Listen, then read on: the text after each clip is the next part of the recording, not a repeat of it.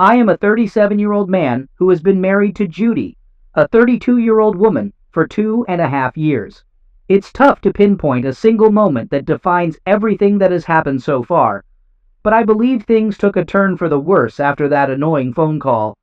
I was in the living room, watching football highlights I missed from the previous day, when my wife's phone began to ring. Annoyed by the ringing phone disrupting the game commentary, I brought it to her in the kitchen and asked her to handle the call. Then, the phone rang again, and she seemed ready to confront the caller. Since both of us worked in the corporate world, Judy had a rule of not letting work intrude on our home life. She thought it was important to separate our professional and personal lives. She maintained her privacy and encouraged me to do the same. She never answered work-related calls on weekends and preferred to handle urgent matters via email. I walked towards the kitchen exit, half expecting her to explode, but it didn't happen. She fell silent, and her expression changed. It wasn't until dinner that she revealed what the phone call was about. "They're transferring us out of state," she said. "Transfer? Why? Where?" I inquired. As soon as those words left my mouth, I realized the situation. I had previously mentioned the company's expansion. Apparently, the board wanted to relocate employees to oversee the branch's development, she explained. I understood how transfers worked, but they typically didn't transfer married individuals without their consent. Judy hadn't requested the transfer. I suggested she decline it, but she explained that it came with a promotion, the one she had been working towards her entire career. It was becoming clear what the situation was. Judy was an ambitious woman, and I admired that about her. For the past year, she had put in a lot of effort to earn that promotion. She volunteered, worked extra hours, and made sure her team of 7 functioned smoothly. Now, it was about to pay off, though not in the way we expected. Her salary would double, with numerous perks and benefits, but it was never just about the money for her. She was determined to climb the corporate ladder. "What do you think I should do?" she asked. All I could say was, "It's not your fault, but it puts me in a difficult situation." I had 2 clear options. I could advise her to turn down the transfer, sacrificing the promotion, or I could be supportive and give her my blessing to pursue the opportunity she had worked so hard for. In my mind, I considered that long-distance marriages could work. I hadn't seen many examples, but they must exist, right? I was hopeful, but not wanting to hold her back, I told her, "I'll support your decision. Whichever way you choose, we can make it work." Now, I deeply regret those words. She was thrilled, and in that moment, I believed I had made the right choice. I convinced myself that people maintain their marriages during long business trips, spending months away from their families and still keeping the spark alive. Looking back, she didn't give me much room to refuse. If I had given my honest opinion and asked her not to take the job, she would have considered it, but it would have come at a cost, potentially leading to the collapse of our marriage. I didn't want that. I also disliked the idea of her being so far away.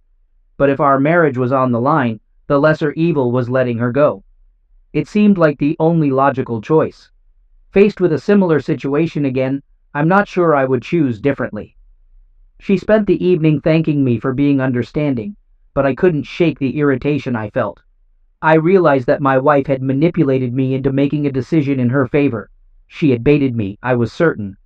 However, she seemed genuinely excited after all the travel arrangements were made. We had a long discussion about how to make the marriage work. Naturally, we decided to call each other every day to stay involved in our daily lives. The thought of infidelity never crossed my mind because I believed Judy was too focused on her goals to consider it. Her company agreed to give her 5 days off each month. "It'll work," she assured me just before boarding the plane. Little did I know, my marriage had ended at that moment. All long-distance relationships start the same way, with constant calls. I even got her a Bluetooth earpiece so we could talk while she worked. For the first 2 months, it seemed to be working. We were on the phone more, and I learned more about her life than I did when we lived together. Suddenly, it felt like I had made the right choice by prioritizing her ambition over my needs. I thought we were in a good place, at least until 2 months ago. Judy phoned one morning to cancel her trip back to Michigan. Her company's performance for the last 3 months was not good, and she needed to find more skilled people for administrative roles to make her job easier. I was fine with it, as I was on the cusp of sealing a major deal that would give me more flexibility in my work. The payout for closing the deal was worth millions, and it would allow me to spend more time with my wife. Waiting for 5 days to surprise her seemed insignificant compared to the time I could have with her. I kept the deal secret to give her a pleasant surprise, so I needed to stay focused and avoid distractions. We didn't call each other during this time, which was the longest we had gone without talking on the phone.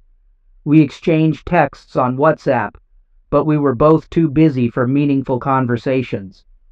I'm sharing this story because a mutual friend recently accused me of being cold and manipulative after hearing what happened.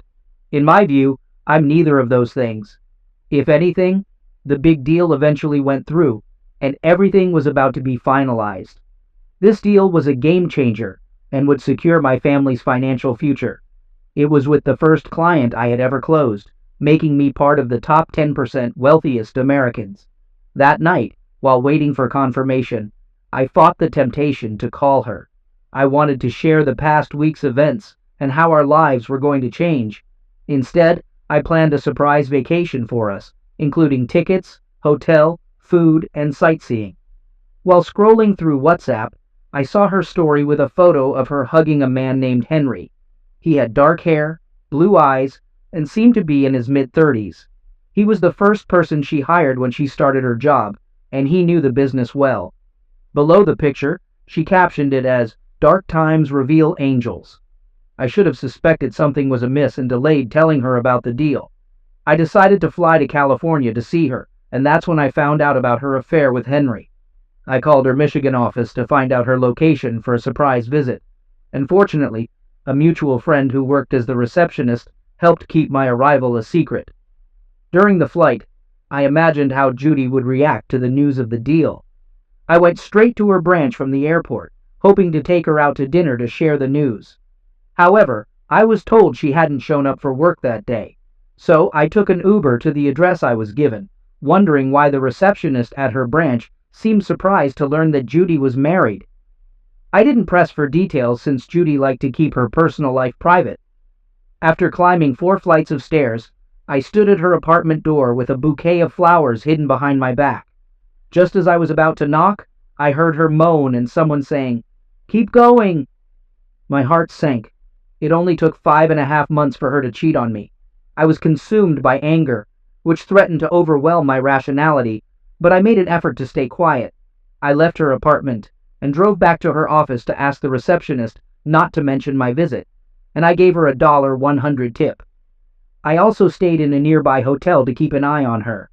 During the week that followed, I trailed her in a rental car, and she didn't suspect a thing. She followed a pattern between work, yoga, and her apartment, making it easy for me to monitor her movements. This is how I realized she spent a lot of time with Henry, and it wasn't difficult to figure out he was the one she was having an affair with.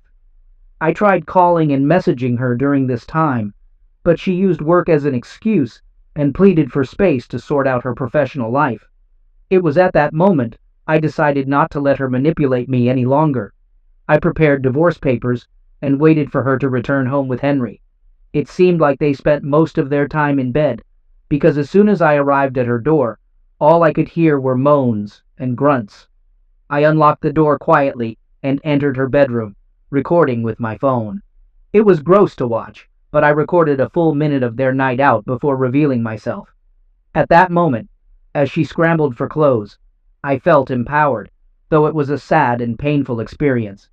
Her distress when I told her I'd share the video with her colleagues and family unless she signed divorce papers justified my actions. She begged for forgiveness, claiming she'd resign and seek therapy, but I was repulsed by her. Who wouldn't be? Every time I saw her, I couldn't shake the image of her with Henry, which made me want to vomit. Her requests were impossible, and I wouldn't entertain them. She said she'd resigned when she dropped off signed divorce papers, but I still sent the video to her parents to show them the child they raised. Regarding some comments, it seemed like she was already out of the relationship when she took the job. She likely wanted this for a while and may have been cheating on you for some time. She manipulated you into accepting the job, leaving you no real choice. Major life-changing decisions like that can profoundly affect a family. Now it's been 5 months since the divorce, and I wanted to update you. A while back, my wife moved to another state to oversee her company's new branch and started an affair with a co-worker, which I discovered during a surprise visit. After the divorce, I took some time to regroup and even went on a week-long vacation to the Dominican Republic, a great place, by the way. One evening, I received a Reddit notification about my initial post. When I wrote it, I was mostly venting my anger, frustration, and disgust. Surprisingly, it gained a lot of attention. While reading the comments, one stood out, written by someone who had gone through a similar situation a few years ago. He mentioned feeling miserable for not getting sufficient revenge to satisfy his spirit. It may sound strange and unpopular, as many people seemed content with me simply exposing her infidelity to her parents and getting her fired without going further. It was somewhat satisfying to witness her relationship with her parents fall apart due to that video, but aside from that, it seemed like I hadn't accomplished much. The last I heard, she was staying in a motel and working at a nightclub, which oddly suited her as a cheater. About 3 weeks after I returned from my trip to the Dominican Republic, she showed up at my door, begging for my forgiveness and to take her back. It was quite entertaining, watching her with puffy, bloodshot eyes, from either crying or dealing with some issues. Regardless of the situation, it didn't concern me much. She was already an emotional wreck. My focus shifted to the guy she cheated on me with, Henry. I let her in, and she seemed to think I was reconsidering the divorce because she immediately started explaining her actions, claiming she never thought I'd actually go through with it. She even said she'd lost her parents' respect, and I had already punished her enough. I decided to test her by asking a question. I knew she'd fail, but I wanted to be sure. She didn't disappoint. When I asked her how many times it happened, she answered, 1, swearing it was the truth. It was hard to believe anything she said after that. My dad used to say it's nearly impossible to look someone in the eye and lie to them, but she proved him wrong. I didn't know exactly how many times they had been together, but I had a rough idea of when it started, and it certainly wasn't a one-time thing. I was skeptical, but if I didn't follow her around for the first 2 weeks after arriving in Michigan and hear her moaning in her room the day I got there, I might have fallen for her lies. Her desire for a private life no longer mattered. As for Henry, I had discovered he was a married man, which infuriated me. I knew I had a chance to exact revenge on him, too. I didn't need a mirror to know my acting skills were far from perfect, but she fell for it, thinking I was considering reconciliation. I told her to give me time to think, then immediately sent the video to everyone who knew her, including her friend at the office.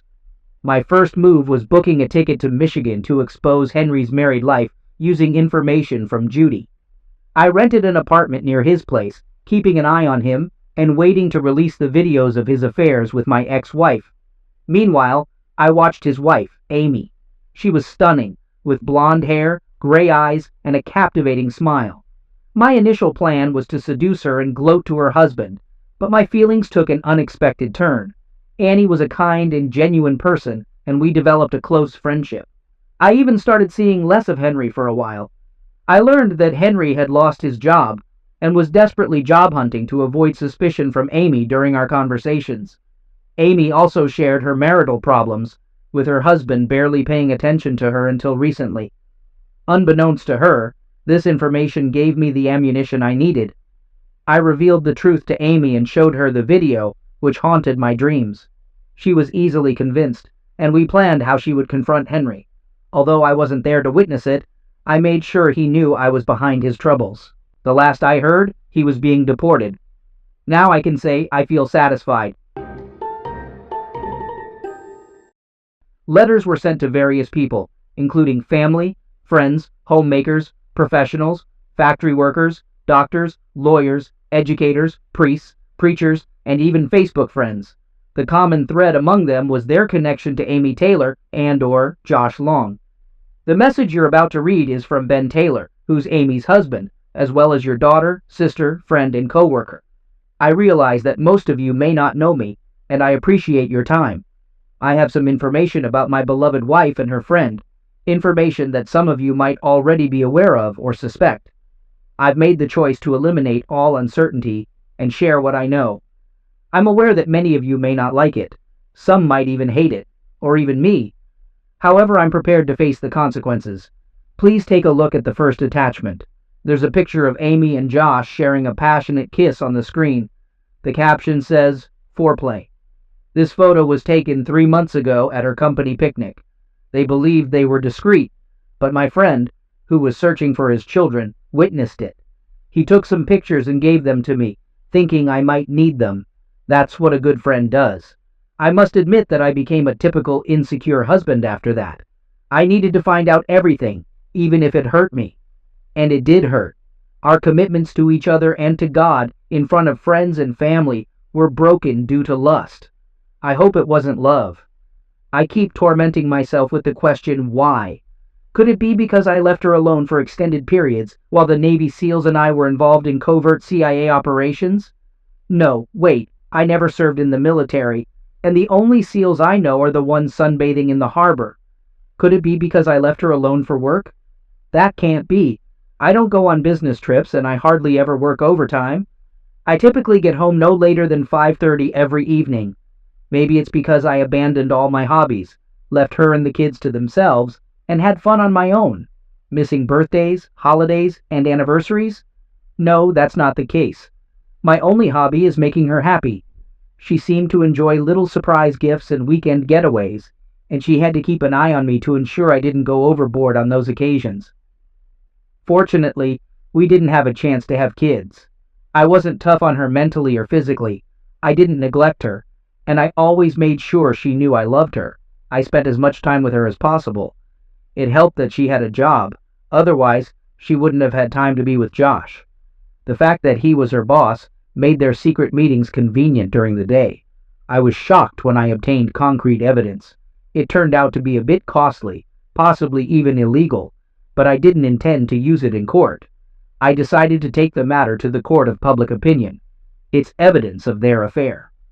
Of course, the following attachments are explicit, so please don't open them if you think they might offend you. The next two images popped up. The first showed a top-down photo of Amy looking up at Josh lovingly. The caption read, "She's really good at this." The second was a series of images of them in bed, their faces reflecting desire and happiness. Below was the caption, "What she didn't do for me." I apologize if this offends you, but I needed to remove all doubt. Why am I showing you these pictures? Because I've filed for divorce.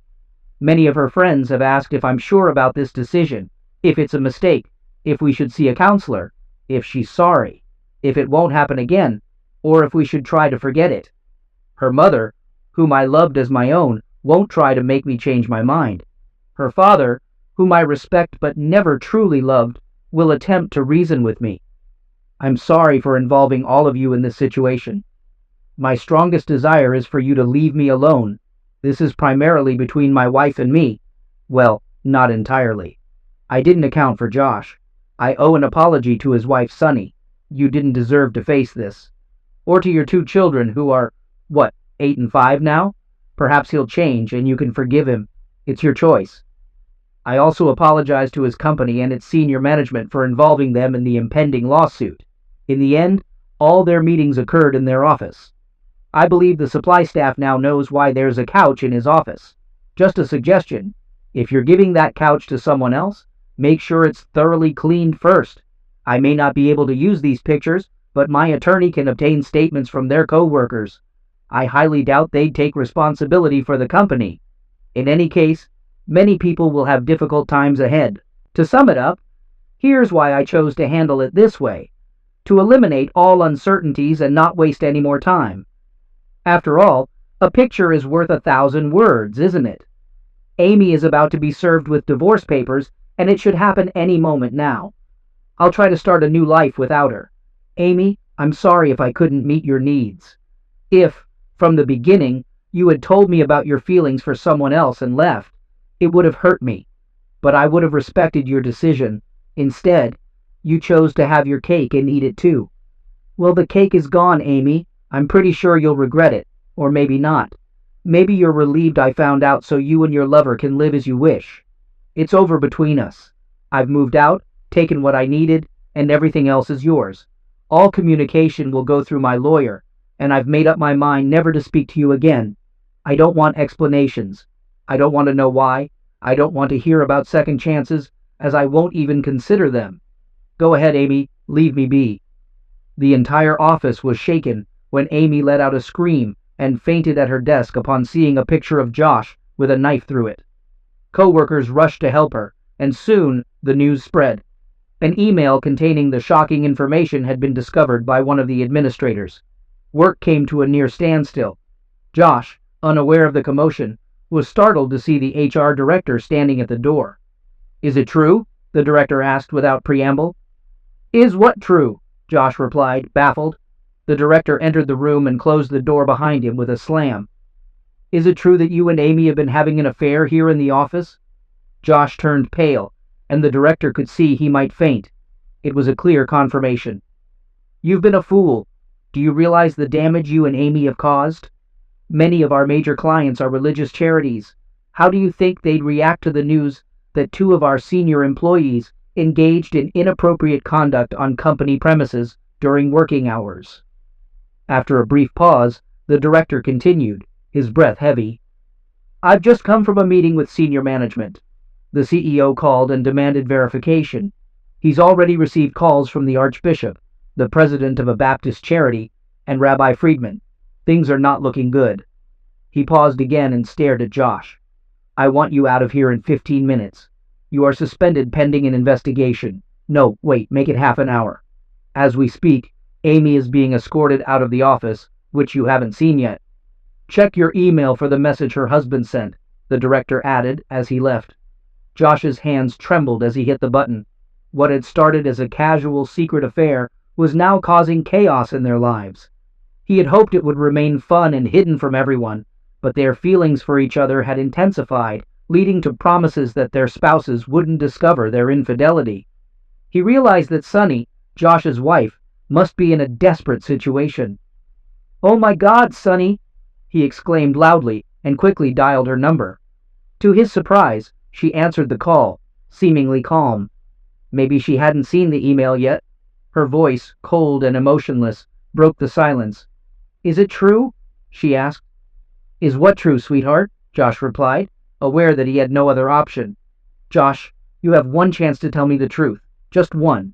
If you deny it, and I catch you in a lie, our conversations will be handled by lawyers." "So? Is it true?" The walls were closing in on him, and he loved her, but he had no choice. "I'm so sorry, honey. Yes, it's true," he confessed. But she cut him off abruptly, her voice sharp and unyielding. "I'm packing 2 suitcases with your favorite things. They'll be in the garage. Come get them while I pick up the kids from school. I'd go myself, but at least one of us has to act like the responsible adult here, especially when there are kids involved. For now, I'll tell them you had to leave for a business trip. Understand one thing. If I decide not to attempt to salvage everything, you'll be the one explaining to our kids why Dad doesn't live here anymore. They won't understand now, but they will in a few years. I hope it doesn't push them away from you. I'm leaving. Please don't attempt to reach out to me. If I decide to, I'll initiate the contact." There was a moment of silence that seemed to stretch for an eternity. Then came a piercing scream. "Damn you!" she yelled before abruptly ending the call, leaving him staring at his phone like a snake before he let it slip from his grip. Almost immediately, the phone began to ring. Glancing at the caller ID that displayed Amy, he answered hesitantly. For a minute, all he heard were the sounds of crying and sniffling. Then she spoke, her voice so hushed he could barely recognize it. Josh, what are we going to do? He's my life. We were planning to start a family next year. I can't bear to lose him. I can't." For the 20th time that day, he was overwhelmed with a profound sense of sadness. "What have we done?" he wondered aloud. "I feel the same way about Sunny. But honestly, Amy, I don't see a happy ending for either of us. If we truly loved each other, we might embrace our freedom and be together. However, we liked each other, yet we never intended to be together. You know our careers are over, if not now, then very soon. Sonny has kicked me out, and I'm uncertain if we'll ever be together again. I'm genuinely sorry for Ben. Do you think that if I talked to him explaining there was no love, it might help? I'm willing to do that." "No," she replied resolutely. "I believe the best thing for you right now is to keep as far away from us as possible. Every time he sees you, he'll remember what we did. He's never been violent, but he's never been hurt like this. I'll speak to you later, only if I believe it's a good idea." She paused briefly before adding, "No, I don't think it's a good idea. All they need to do is discover that we're communicating, and that would undermine everything we're trying to rebuild." "I'm sorry it has come to this, Amy. You know I never meant to hurt you." "I feel the same way," she replied with a sigh. "I hope things work out with Sunny. I know how much you love her. I can't believe we were ever that foolish. Goodbye, Josh, and good luck." With that, she hung up, leaving Josh alone with his thoughts. As promised, Ben never spoke to Amy again. He remained uncooperative, refusing negotiations and court-mandated counseling sessions. Instead, he opted to face a contempt charge, turning up at the office to be served with the charge by the jail. Confused police officers took his statement, and after no arrest warrant was issued, the judge expressed skepticism but sent him to jail over the following weekends, releasing him on Sunday nights so he could attend work. Amy eventually canceled the counseling sessions, admitting defeat. The divorce proceedings dragged on for nearly a year. Amy still harbored a flicker of hope that Ben would return, but when her mother saw an announcement of his upcoming wedding, she gave up hope. On Ben's wedding day, Amy, overwhelmed by emotions, got drunk for the first time in 2 years. While time might not completely heal all wounds, it made the pain more bearable. Eventually, Amy began dating again. She had 2 serious relationships that ended without her sharing her past. But she finally met a man who loved her enough to let the past remain behind and focus on the future. They married, and they were happy. Amy was cautious in her interactions with other men, particularly at work. Her colleagues jokingly referred to her as a nun because she rarely attended social events and kept her conversations with men strictly work-related. 2 years after her wedding, she unexpectedly ran into Ben. He had left town after reaching a confidential settlement with her former company to avoid a court case. He was back in town for his sister's 25th wedding anniversary celebration. Amy saw him sitting on a park bench by chance. Initially, she wasn't sure it was him. He appeared thinner and had some gray hair. She considered speaking to him to finally apologize for her actions, but changed her mind when a tall woman with fiery red hair approached, holding a boy around 2 years old and a girl of about 6 or 7 years. The girl had red curls like her mother's, and the boy had dark curls. The girl leaped into Ben's lap, and the woman took the younger one in her arms. Ben rose, holding the girl, kissed the woman, and left. Amy realized that she had caught a glimpse of the future that was supposed to be hers, and wiped away her tears. She returned home to prepare her husband's favorite dinner. Josh and Sunny managed to reconcile after 15 months of separation. She insisted on counseling, both individually and as a couple, and they also established a rigorous prenuptial agreement. Josh apologized so much that Sunny eventually lost her patience and warned him that one more apology would lead to her departure. Josh transformed into a different person, rarely leaving Sunny's side, and he became a devoted family man. His new job paid less than his previous one, but he received raises and bonuses for his hard work. It took him 6 years to regain his footing, and Sunny continued to work to make ends meet. Despite their reconciliation, she refused to give up her job. She occasionally went out with colleagues for drinks or attended quarterly work seminars, and her independence bothered Josh, but she was secretly pleased by it. Their life was different from the past, but they were committed to building a better future for themselves and their children. One day, Josh realized that he and Amy had been living bed life approximately 12 times, with an average duration of 30 to 45 minutes. Considering the longest estimate, it amounted to about 9 hours, a stark contrast to the years of suffering and the devastation of Amy's marriage. Was it worth it? Absolutely not.